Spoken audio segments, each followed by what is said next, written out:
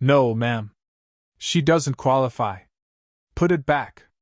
She can't breathe, the mother said. Listen to her. Please sit down or we'll have you removed.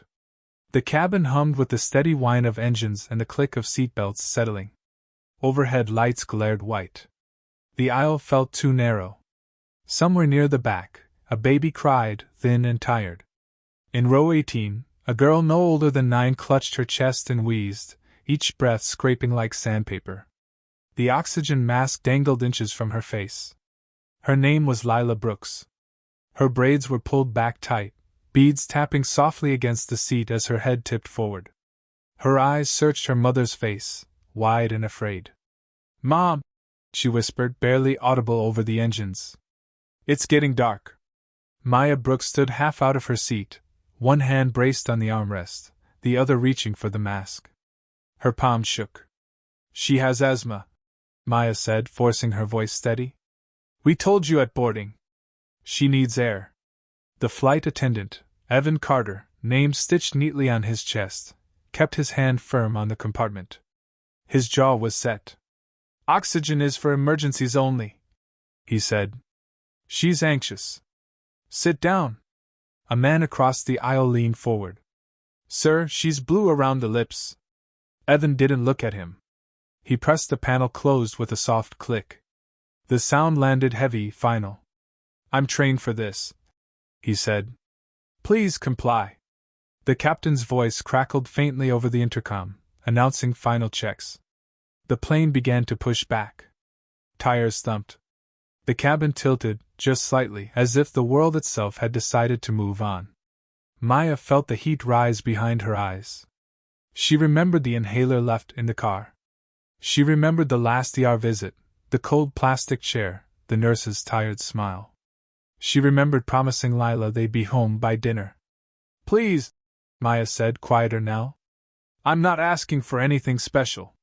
Evan met her gaze at last. For a second, something flickered there, uncertainty maybe. Then it hardened. "Rules are rules," he said. "Sit down." Lila's wheeze sharpened. The beads in her hair rattled as her shoulders shook. The oxygen mask stayed hidden, locked away by policy and pride. But what no one realized was this: in that moment, with the door still open and the jet bridge just feet away, a single decision was about to ripple far beyond this cabin. Enjoying this? Tap subscribe for tomorrow's story. The plane shuddered as the tug adjusted its grip. Outside the small oval window, the jet bridge stood still, its metal ribs exposed under gray morning light. The door was still open. The air inside the cabin felt thinner by the second. Maya Brooks finally lowered herself back into her seat, not because she agreed, but because Lila's fingers were clawing at her sleeve. "Mom, don't argue," Lila whispered. "Please." That whisper scared Maya more than the wheezing. Lila was a stubborn child. She fought through scraped knees and spelling tests with the same fierce pride. When she asked for quiet, it meant something was wrong. Maya nodded, swallowing her fear. She wrapped an arm around her daughter and counted breaths. 1, 2, 3. Each one came shorter than the last. Across the aisle, the man who had spoken earlier, mid-50s, salt and pepper hair, kept watching. He pressed the call button again. The light blinked on, then off. No one came. Evan Carter stood near the front galley, his back straight, his eyes on his tablet. He told himself he had handled worse. Panic attacks. Dramatic passengers. Parents who exaggerated symptoms to get attention or upgrades. He reminded himself of training videos and laminated cards. He reminded himself that oxygen masks caused chaos when used unnecessarily. Still, a thin sound cut through the cabin. A child's breath, whistling on the way out. Evan glanced back. Lila's head rested against her mother's shoulder now. Her eyes were half closed. That wasn't right. He felt a prick of irritation, at the mother, at the staring passengers, at the timing. The gate clock was running. A senior flight attendant, Denise Holloway, leaned in from the galley. "What's going on back there?" she asked quietly. "Anxiety," Evan said. Mother's pushing for oxygen. Denise followed his gaze. She watched for a few seconds longer than he expected. Her lips pressed together. Has she used an inhaler? The mother says she left it behind. Denise exhaled through her nose. Then we need to slow this down. Before Evan could answer, a gate agent appeared at the open door, headset crooked. Captain wants to know if we're clear, she said. We're late. Denise hesitated. She looked at the girl again. Then she looked at the mother, at the way Maya's hand rubbed small circles on Lila's back, steady and practiced, like someone who had done this before. We're not clear, Denise said. Not yet. Evan stiffened. Denise, I'll talk to the captain, she said. Just stay put. As Denise moved toward the cockpit, Evan felt the eyes of the cabin settle on him. Not angry. Waiting. He shifted his weight, suddenly aware of how small the aisle felt, how loud the engines sounded now. Maya leaned forward slightly. Sir, she said, keeping her voice low. If something happens to her. It won't, Evan said too quickly. But even as he said it, he wasn't sure. At the front, the cockpit door cracked open. The captain's voice drifted out, tense but controlled. The gate agent stepped back onto the jet bridge. Time stretched. The door stayed open. And in row 18, a mother held her child and wondered how much faith she could afford to lose in a place that promised safety. At this point, would you have done what she did, or walked away? The delay did not go unnoticed. A ripple of impatience moved through the cabin as phones were lifted, then lowered when there was no signal. Someone sighed loudly. Another passenger muttered about a connection in Dallas. The ordinary discomforts of flying pressed in, made sharper by uncertainty. Maya felt every sound. The engines idling. The faint hiss of air through vents. Lila's breathing sat on top of it all, uneven and strained, as if the plane itself were resisting her. Mom, Lila whispered. I can't get it in. Maya's heart lurched. She raised her hand again, not high, just enough to be seen. Please, she said to no one in particular. She's getting worse. Evan turned at the sound of her voice. This time, he walked halfway down the aisle. His expression was careful now, professional to the point of stiffness. Ma'am, I need you to stay calm, he said. You're making her panic. Maya stared at him. She's not panicking, she said. She's struggling. A woman 2 rows up leaned into the aisle. He's right, she said, her tone sharp. Kids feed off their parents. You're upsetting everyone. Maya felt heat rise in her cheeks, but she kept her voice low. I'm not trying to upset anyone, she said. I'm trying to keep my daughter breathing. The words hung there. A few passengers shifted uncomfortably. The man across the aisle cleared his throat. I've seen asthma, he said. This looks like it. Evan's jaw tightened. Sir, please mind your seat. The cabin had changed. It was no longer private, no longer just a mother and a child. It had become a small audience, divided and unsure. Every movement felt watched. Denise returned from the cockpit, her face unreadable. She bent down beside Evan and spoke under her breath. Maya caught only fragments. Captain wants facts, can't delay forever, liability. Denise straightened and addressed Maya directly. Ms. Brooks, is it? She asked gently. Maya nodded. Yes. Has Lila ever needed oxygen before? Yes, Maya said. Twice. Once on a school bus. Once in an ER waiting room. Denise glanced at Lila, then at the closed overhead compartment. And you're certain this isn't anxiety? Maya's voice cracked. I know my child. For a moment, Denise said nothing. Then she turned to Evan. Get the medical kit, she said quietly. Evan hesitated. Denise, protocol. I know the protocol, Denise said. And I also know when a child needs air. Evan's ears burned as he reached for the compartment. The latch clicked open. The oxygen mask slid into view, pale and unmistakable. A few passengers leaned forward, breath held. But before Evan could pull it free, A new voice cut in from the front. Hold it! The captain stood in the aisle now, tall, composed, his uniform immaculate. Captain Robert Hale. His eyes moved from the mask to the child to the mother. We are not deploying oxygen without confirmation, he said. Once we do, we're grounded. The word landed hard. Grounded. Silence filled the cabin. Maya looked at the captain, then back at her daughter. The choice seemed impossible, yet brutally clear. Where do you think the line should have been drawn here? Captain Hale didn't raise his voice. He didn't need to. Authority moved with him like a second uniform. Ma'am, he said to Maya, I need you to answer me clearly. Is your daughter in immediate medical distress? Maya looked down at Lila. The girl's chest fluttered, quick and shallow. Her fingers were cold. Yes, Maya said. She is. Hale nodded once, as if filing the answer away. Evan, he said, step back. Evan did, relief and resentment mixing in his chest. Denise remained where she was, one hand resting lightly on the seat back near Lila's head. She felt the girl's breath against her wrist, warm, strained, unmistakable. Captain, Denise said quietly, I've flown 18 years. This isn't nerves. Hale met her eyes. And I've flown 24, he replied.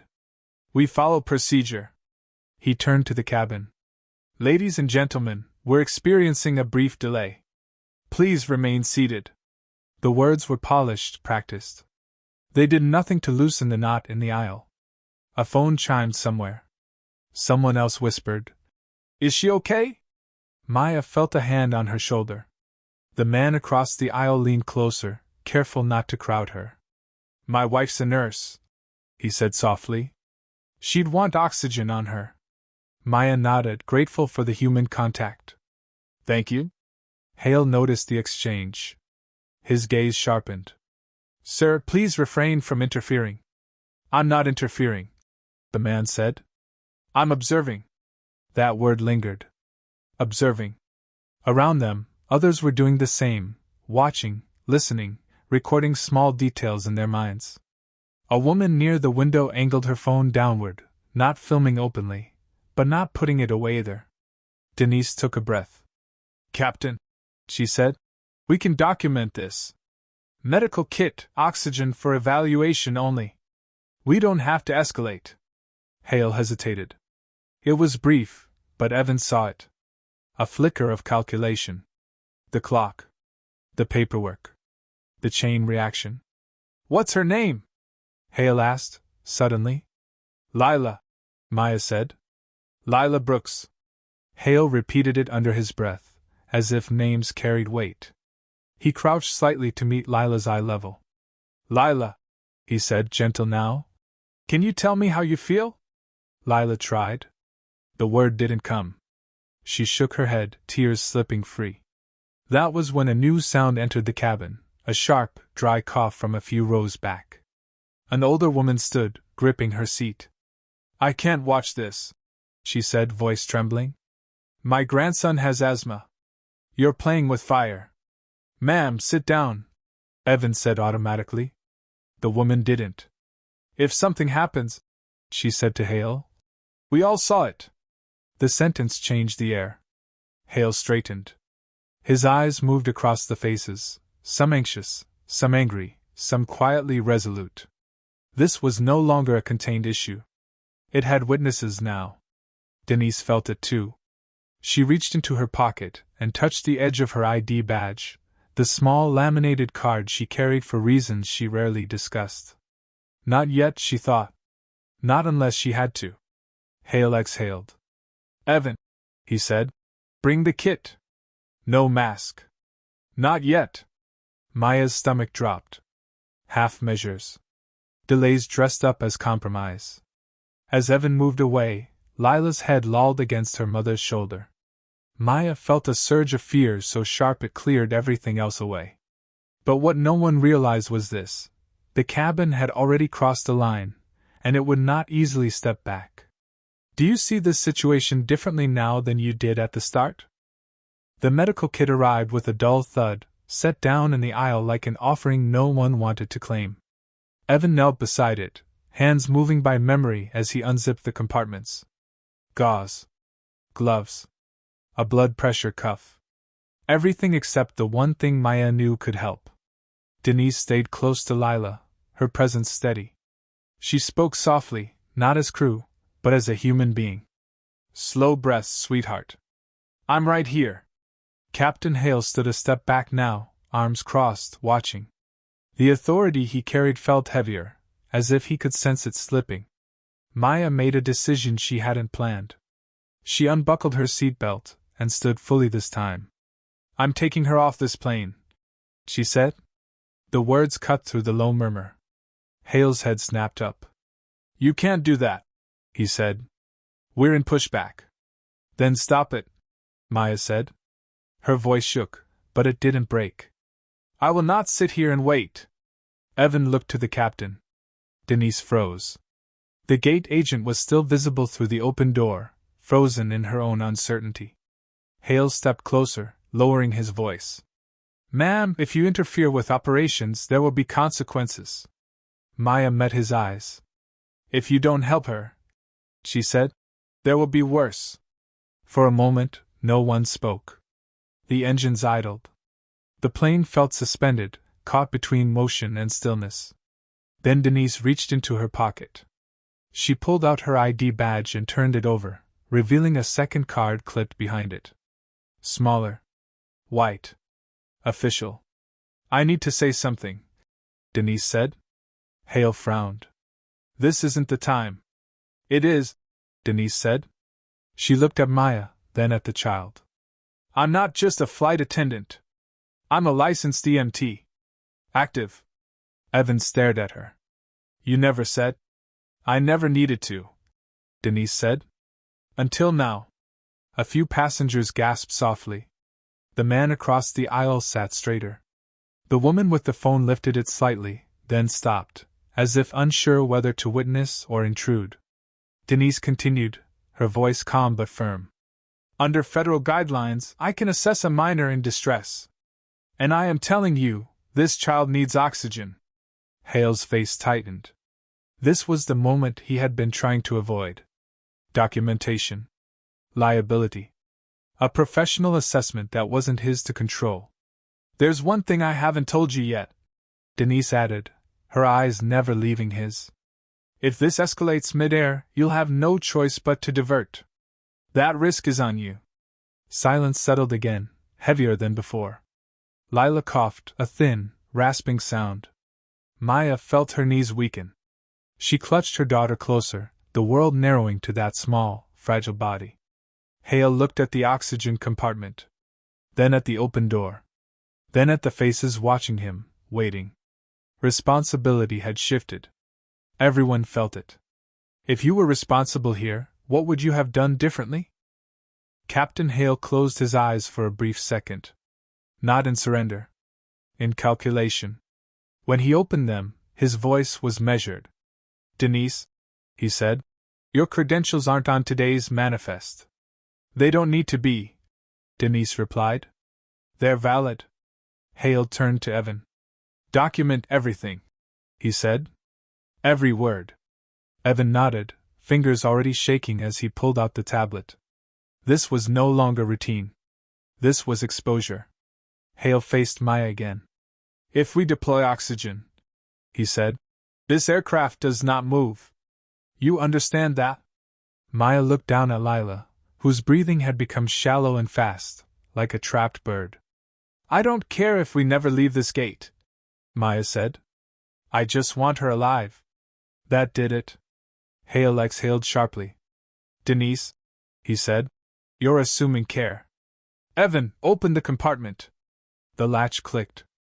The oxygen mask dropped free, swinging slightly before Denise caught it. She fitted it gently over Lila's face, adjusting the strap with practiced hands. Within seconds, the change was visible. Not dramatic. Not instant. But real. Lila's shoulders lowered a fraction. The frantic edge softened. Her eyes fluttered, then focused on her mother's face. I can breathe, she whispered. Maya let out a sob she hadn't realized she was holding. Around them, the cabin released a collective breath. Someone wiped their eyes. Someone else nodded once, as if confirming something they had already known. But the twist wasn't the oxygen. It was the sound that followed. A sharp beep echoed from the cockpit panel. Then another. Hale stiffened. He looked at his instruments, then back toward the gate. "Shut down the engines," he ordered. The plane went quiet in stages, the whine fading into an unnatural stillness. The gate agent reappeared, eyes wide. "Captain," she said, "operations just flagged us. We're grounded." Hale's jaw tightened. "For how long?" The agent swallowed. "Until medical clearance. And review."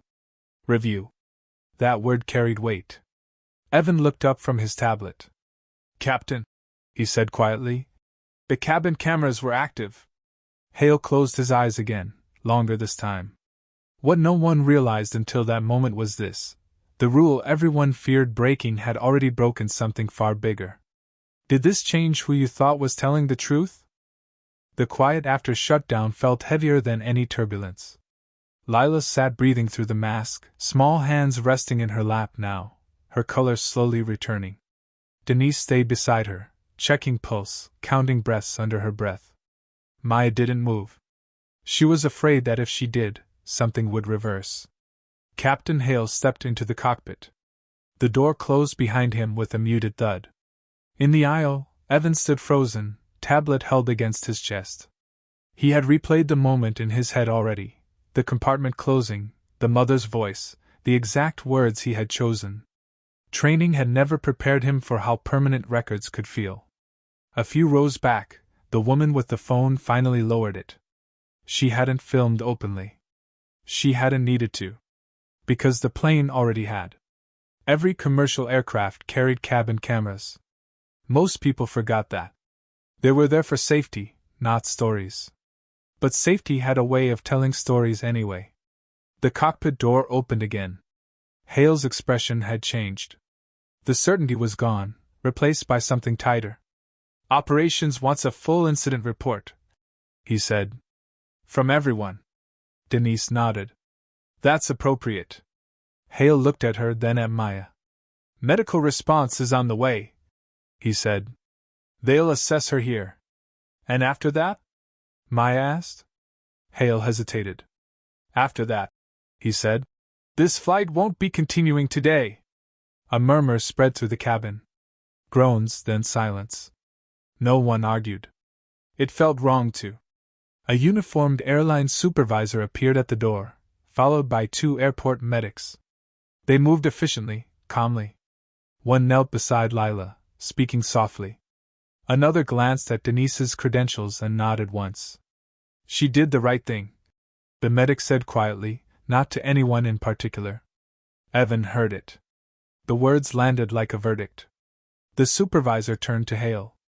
"Captain," she said, "we need to review footage." Hale nodded. "Of course." The supervisor's gaze shifted briefly to Evan. Not accusing. Assessing. Maya watched all of this from her seat, her arms still around her daughter. She felt strangely distant, as if the crisis had lifted but left her suspended in its wake. Denise leaned closer to her. "She's stabilizing," she said. "You did exactly what you should have." Maya shook her head. "I shouldn't have had to." Denise didn't disagree. As passengers began to deplane, slowly and quietly, many paused. A hand on Maya's shoulder. A nod. One woman whispered, "Thank you for not backing down." When Evan finally looked at Maya, their eyes met. He opened his mouth, then closed it again. Whatever he might have said no longer mattered. Because the truth was no longer private. It was documented. It was time-stamped. And it was about to move beyond this plane. What matters more here, following rules, or doing what's right? The terminal felt too bright after the dim cabin. Passengers stood in small clusters near the gate, voices low, movements subdued. No one rushed. No one complained aloud. The usual rhythm of travel, announcements, rolling bags, impatience, had slowed, as if everyone needed a moment to remember where they were. Maya sat in a wheelchair beside the gate desk, Lila wrapped in a thin airline blanket. The oxygen mask was gone now, replaced by a small portable tank the medics had brought. Lila's breathing was steady. Exhausted, but steady. That was everything. A woman in a navy blazer approached, badge clipped neatly at her waist. "Ms. Brooks," she said. "I'm Karen Whitfield. Customer Operations." Maya looked up, wary but composed. "Is my daughter okay to leave?" "Yes," Karen said. "Medically, she's stable. But I'd like to speak with you, if you're able." Maya nodded once. A few steps away, Evan stood alone near a pillar, arms folded tightly. Denise stood across from him, not accusing, not comforting. Just present. Captain Hale emerged from a nearby office, jacket unbuttoned, phone in hand. His face was drawn. He didn't look at the passengers. He walked straight to Karen. "We're pulling the cabin footage," Karen said quietly. "Full audio." Hale nodded. "As expected. And the crew reports?" "Filed," Hale said. "Unedited." Karen's gaze flicked briefly to Evan. "Good," she said. "Then we'll let the process work." That word again. Process. Maya heard it and felt a familiar bitterness. Process was what had almost failed her child. Karen turned back to Maya. "I want you to know," she said. "This will be reviewed at the highest level." Maya met her eyes. "I don't want apologies," she said. "I want this not to happen again." Karen paused. Then she nodded. "Understood." By late afternoon, the gate had emptied. The plane sat silent, a line of orange cones placed around it like punctuation marks. Flights were rescheduled. Vouchers issued. No announcements explained why. But stories traveled anyway. By evening, a short clip, grainy, partial, but unmistakable, was circulating. Not the oxygen. Not the shutdown. The moment before. A mother standing. A child struggling. A compartment closing. No names. No captions. Just questions. Inside a quiet office upstairs, 3 screens replayed the footage in silence. Compliance officers. Medical consultants. One legal advisor who didn't speak at all. On the 3rd replay, one of them finally said, "Why was the oxygen denied?" No one answered immediately. "Does this feel like accountability to you, or something else?" The call came 2 days later. Maya was at her kitchen table, a cup of tea cooling beside her, watching Lila color quietly. Purple crayon. Careful lines. Breathing easy. "Ms. Brooks," the voice said, measured and professional.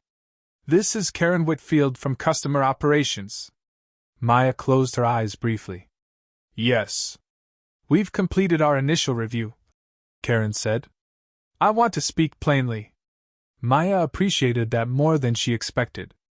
"The crew member who denied the oxygen has been placed on administrative leave," Karen continued, "pending further training and review."